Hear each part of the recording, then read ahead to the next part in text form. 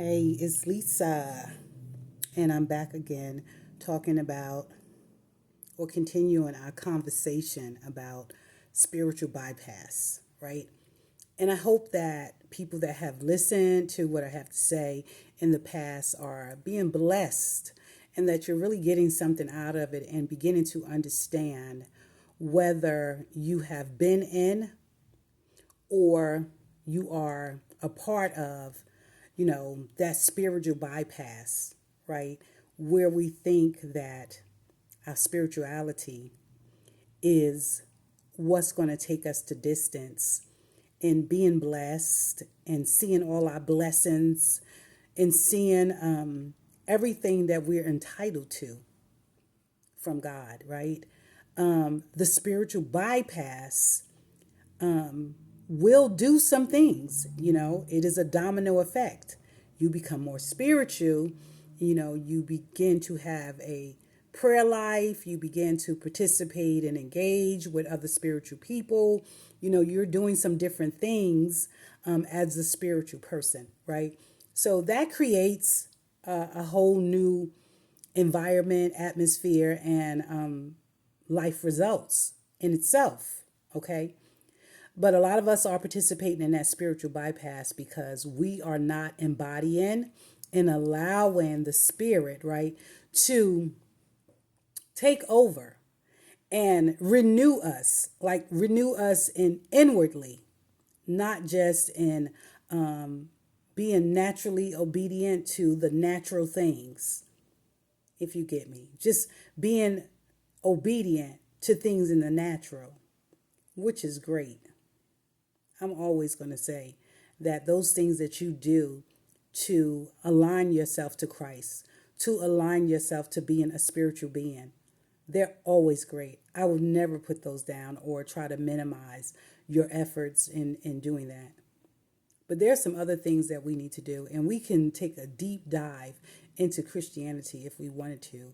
And I could point out a whole lot of things where we have missed the mark, right? Where we have compromised, where we are not standing in that place of power and position that God wants us to be in.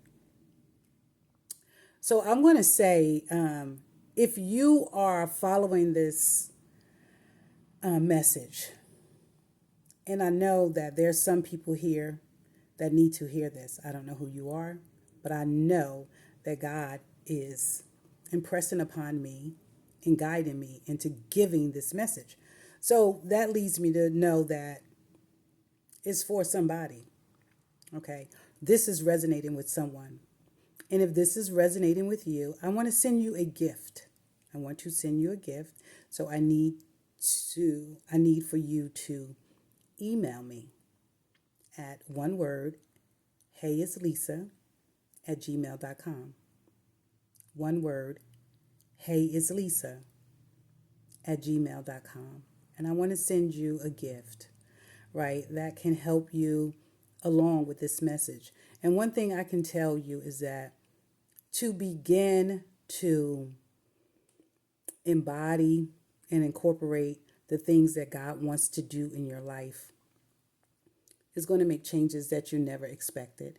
You're going to begin to see yourself in a brand new way. You're going to be able to look at other people in a brand new way. It is like smelling salt. It's like stepping into the fresh air, right? It is really a wake up, and I know the young people say, you got to be woke. But it's true, we have to be awakened. There is so much more to God than a lot of us have, decided. We've decided, and we have put God in a box. I've done it. It's a part of spiritual practices to put God in a box and say what God wants, what he doesn't want, what he will do, what he won't do. We think that sometimes we have God, cornered. But I want to say that there's so much to it. I mean, the last time I was on, we talked about communication. There's so many things about how we are communicating verbally, okay, and non-verbally. We communicate verbally and non-verbally. And a lot of times our non-verbal communication, we are not aware of it. We are just not aware that we're communicating something non-verbally. And we're communicating it to ourselves, to the universe, to God, and to other people. There is something that is being communicated. Okay? Sit with it and understand you are not aware of your non-verbal communication. And sometimes you are not aware of what you're saying to yourself. That recorder that's in your ear, you have tuned it out, but it is constantly speaking and guiding you. And you're just not even paying attention to it. It's true. Right? So there's some pillars in this spiritual bypass that I want to touch upon. And I'm just going to lay these out right now, but communication is one. And we could go deep into what that communication is all about. How we explore and begin to become aware of what we're communicating. Right? Forgiveness. Forgiveness is a big thing. And I would say that we have to forgive ourselves first. And we forgive ourselves by taking that self-reflection. We just got to reflect. We have to reflect on, what we've done, why we've done the things that we've done, right? What motivated us, what prompted us, how we feel justified in it, how we are denying the responsibility. We have to forgive ourselves. We have to forgive ourselves, and it takes deep self-reflection to forgive ourselves. It's like peeling an onion, forgiving yourself. You have to constantly do it. I know I do. I have to constantly tell myself, okay, Lisa, I forgive you. I forgive you. I'm letting that go. I'm taking you off the hook. I'm giving you grace. I am showing you grace, and then to the measure that we love ourselves and forgive ourselves is the same measure that we can do it to other people. There's no way for you to be judgmental, harsh, and brutal to yourself, right? Giving yourself no leniency and no grace. And then you feel like you can give it to other people.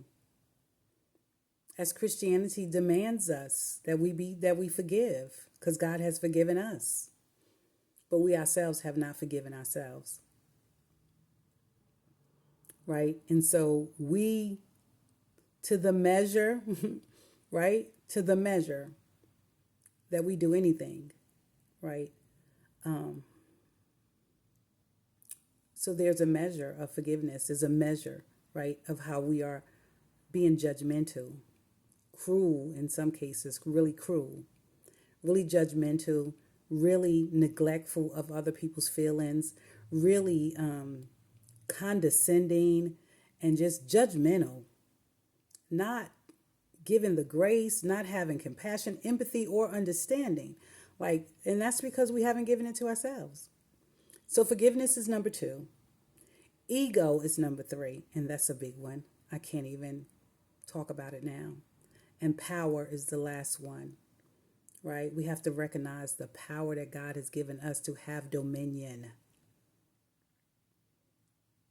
and to do all that Christ did, to be Christ-like in the earth. And we think sometimes that's like being holy and without sin and all of that. But what about the power that he exhibited? Being Christ-like, healing people, being determined to see people healed and overcome, right? And overcome sicknesses. Come on. There's a lot to talk about. There is a lot to talk about. Okay. And I'm here for it. So I have a gift for those that this is resonating with. I would love to give it to you. I hope this is really blessing you. I know what God has given me has really blessed me. And I want to see it do the same for you. Hey, it's Lisa at Gmail.